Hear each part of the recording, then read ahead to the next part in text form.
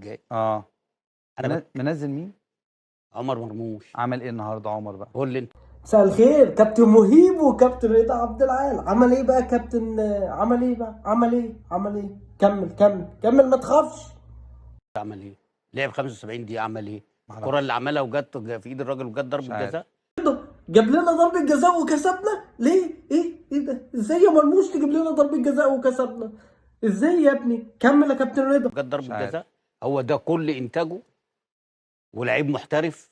طارق حامد لعيب محترف. انا مش كل بقول لك يا كابتن، استنى هو بس. هو ايه اللي الناس شايفاه في مرموش احنا مش شايفينه انا؟ ما انت يا جوارديولا، يا جوارديولا شايف ايه في مرموش؟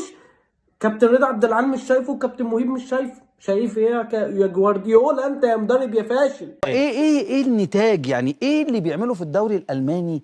ايه الانجاز اللي بيعمله عشان يجي يخليه منتخب يجي. مصر؟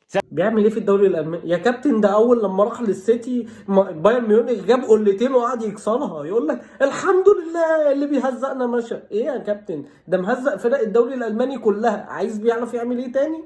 ده شويه شويه هي سانتاريرو. مدبولي قده 100 مره.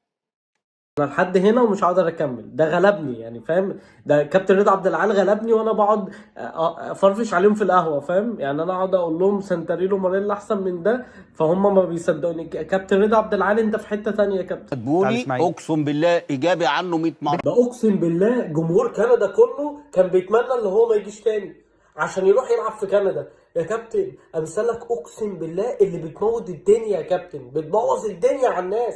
يا عم حتى لو هو وحش اديله كلمتين حلوين، اما سانتاريرو انت خالص.